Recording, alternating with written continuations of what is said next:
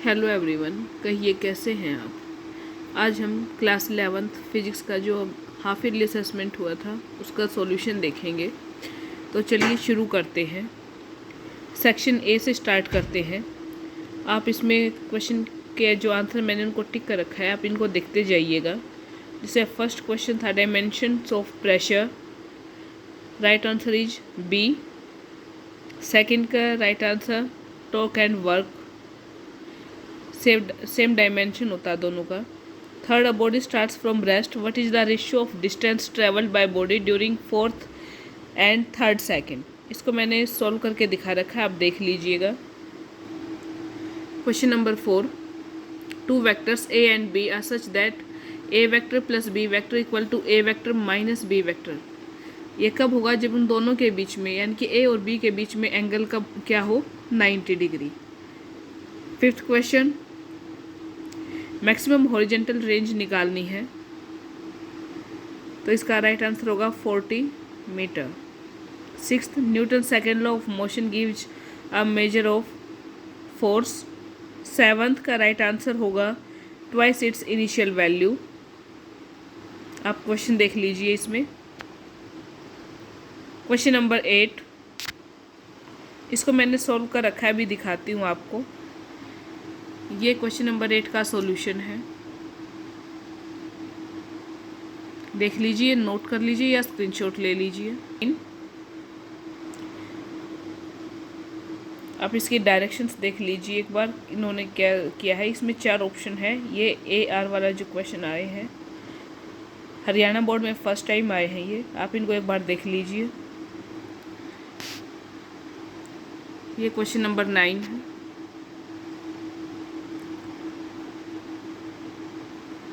Question number 10 का solution मैंने यहाँ पर दे रखा है। तो क्वेश्चन नंबर 10 के लिए ऑप्शन सी सही रहेगा। मीन्स ए राइट है बट बी ए को अच्छे से एक्सप्लेन नहीं करता, बी गलत है। ए राइट आंसर है और बी रोंग, इसका आर रोंग है। ये क्वेश्चन नंबर 9 है, आप इसको नोट कर लीजिए या स्क्रीनशॉट ले लीजिए। तो क्वेश्चन नंबर 9 का ए ऑप्शन सही रहेगा कि ए भी सही है और आर भी सही है, और आर ए को सही एक्सप्लेन करता है। हम क्वेश्चन नंबर 4 की बात करते हैं। अभी इसका मैं सॉल्यूशन आपको दिखाती हूँ। ये क्वेश्चन नंबर 4 का सॉल्यूशन है, आप इसको देख लीजिए, नोट कर लीजिए या स्क्रीनशॉट ले लीजिए। ये क्वेश्चन नंबर 4, जो थीटा हमारे पास 90 डिग्री आया था वेक्टर ए और बी में।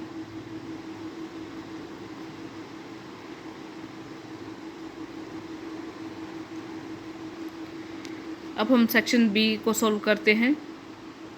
2 मार्क्स क्वेश्चन थे इसमें। एक बार आप क्वेश्चन नंबर 11 की स्टेटमेंट को रीड कर लीजिएगा, यहाँ पर इसका फिर सॉल्यूशन आप देख लीजिए।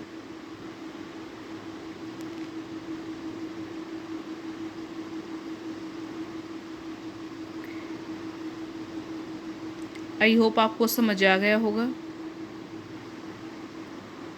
ये question number 12, what is friction, mention its causes and types. आप देख लीजिए, इसको भी नोट कर लीजिए, वीडियो पॉज करके या स्क्रीनशॉट ले लीजिए साथ के साथ।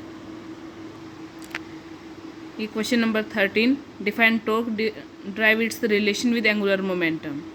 तो यहाँ पर ये मैंने टॉर्क की डेफिनेशन दी है, और ये इनके बीच में रिलेशन है टाउ और एंगुलर मोमेंटम के बीच में। एंगुलर मोमेंटम को L से डिनोट किया जाता है, आप देख लीजिए।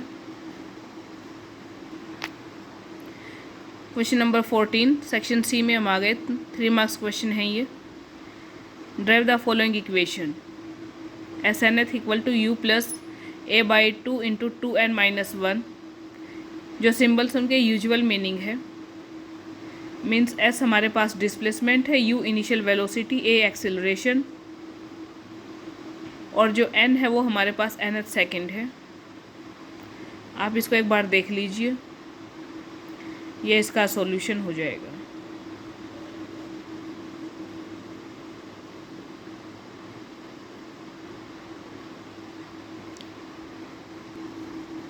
ये उसके आगे का कंटिन्यू है। आपने वहाँ पर 2 इक्वेशन बना ली थी, तो इक्वेशन 1 और 2 से हमें निकालना है। तो SNF इक्वल टू इक्वेशन 1 और 2 को हमने सब्ट्रैक्ट कर दिया है।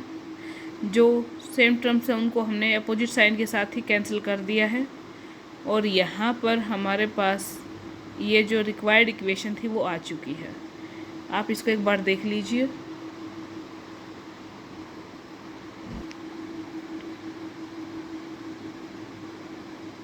यहाँ पर इक्वेशन फर्स्ट हमारे पास ये बन चुकी थी, distance travelled in n second and distance travelled in n-1 second. ये इक्वेशन 1 और 2 आ गई थी।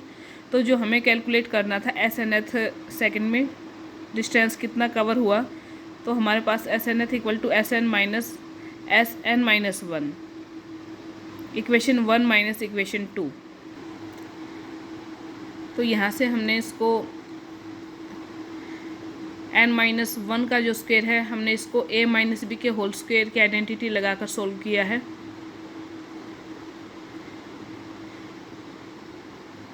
उम्मीद है आपको समझ में आ गया होगा।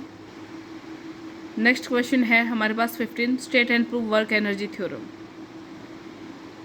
इसकी स्टेटमेंट पढ़ लीजिए और जो लेट में है कि आपने किस फिजिकल क्वांटिटी को किस सिंबल से डिनोट किया है वो आप देख लीजिए।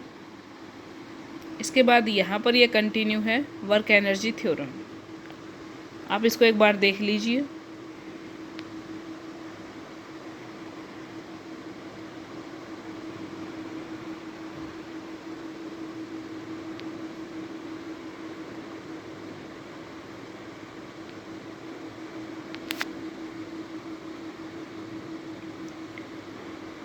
ये आपको समझ में आ गया होगा, ना आए तो कमेंट में बता दीजिएगा।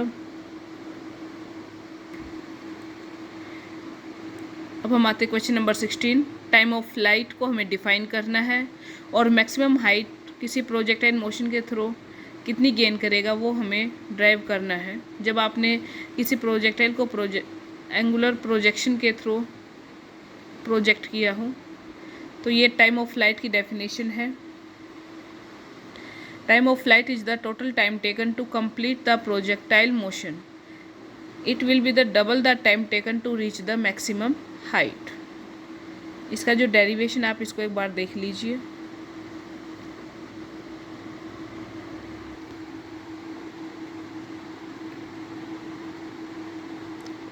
यहाँ पर जो एक्सेलरेशन है a, acceleration due to gravity का काम करेगा यहाँ पर एक्सेलरेशन का। इसमें आप देख लीजिए एक बार। h मैक्सिमम हाइट गेन है, तो हमारे पास फॉर्मूला आ चुका है ये u square sine square theta by 2g। ये क्वेश्चन नंबर 17 सेक्शन डी में आ चुके हम। 5 मार्क्स क्वेश्चन है ये। तो यहाँ पर हम आते हैं न्यूटन सेकेंड लॉ पर, और सेकेंड लॉ के साथ इन्होंने ये न्यूमेरिकल दिया है आपको। स्टेटमेंट पढ़ लीजिएगा फिर इसको सोल्व करते हैं।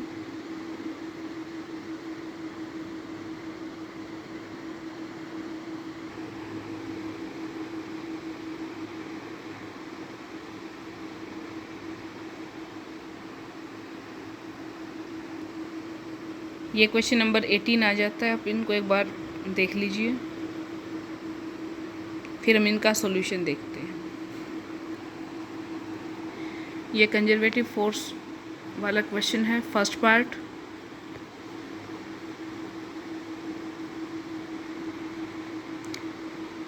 ये इसका सेकंड पार्ट आ जाता है।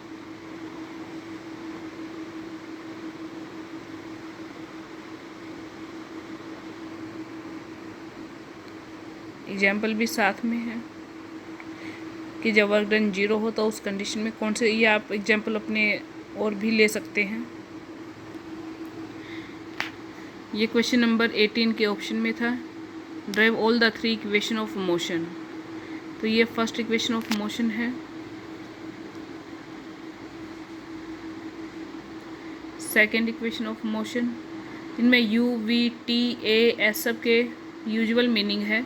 u is the initial velocity, v is the final velocity, a is acceleration, t is time taken S is displacement.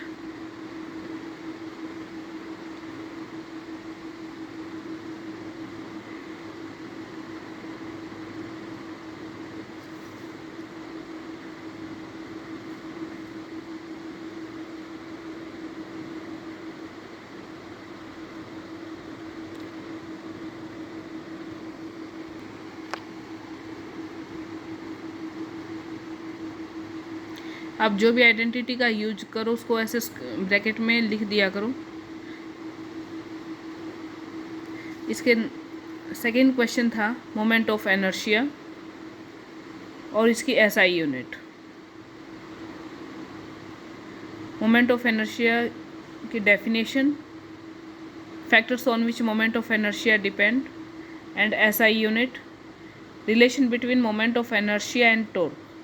ये मोस्ट इम्पॉर्टेंट क्वेश्चन है, फाइनल में भी आपको मिल जाएंगे ये।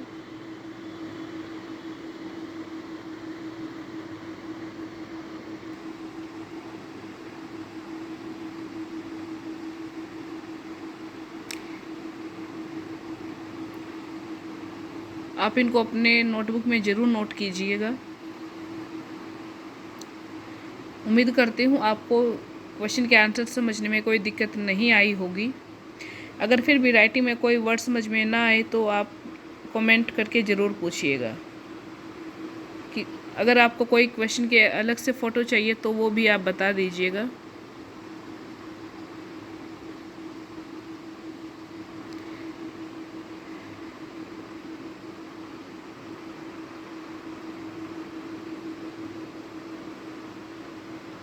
उम्मीद करती हूँ वीडियो आपके लिए हेल्पफुल होगी।